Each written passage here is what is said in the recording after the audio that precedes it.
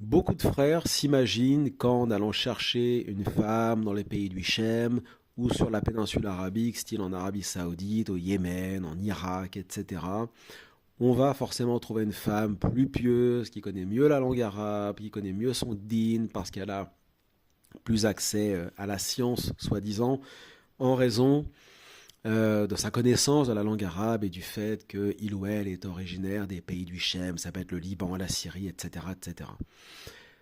Vous savez, moi je reste assez étonné d'entendre ce genre de paroles parce que ce sont des fantasmes en vérité. Prenons un exemple.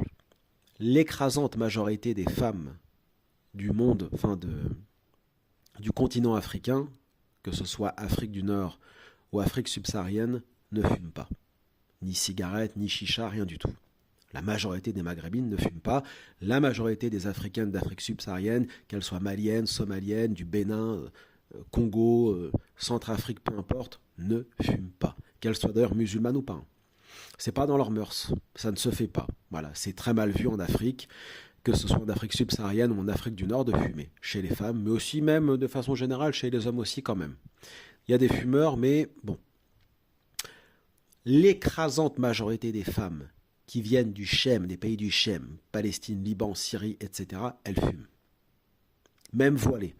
Même en niqab, en sitar, en jilbab, etc., elles fument. Toutes, ou presque. Et du matin au soir, ça s'arrête jamais en fait.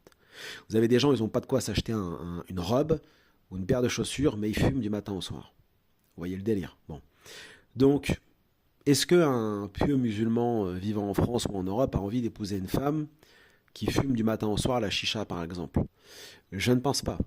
Donc, voilà un exemple, si vous voulez, culturel, qui fait qu'au-delà du fantasme de la langue arabe ou de la connaissance soi-disant de l'islam, parce que je suis originaire de tel ou tel pays, où il y a tel ou tel savant, telle ou telle école, telle ou telle université. Mais c'est du vent tout ça, c'est du fake, c'est pas le réel.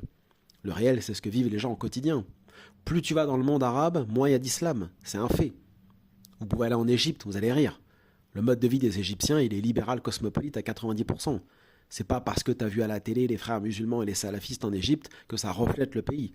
La réalité, c'est tout le monde fume, même les femmes. Euh, vous croisez une femme en niqab, comme dirait un ami à moi, 2 secondes après, vous en croisez 10 en croc-top, et ainsi de suite. C'est ça le réel du monde arabe. Donc, il faut arrêter de chercher une femme ou un homme. Je m'adresse aux frères et aux sœurs qui cherchent un futur conjoint, conjointe, etc., en fonction de l'origine. Ça veut rien dire. C'est ridicule.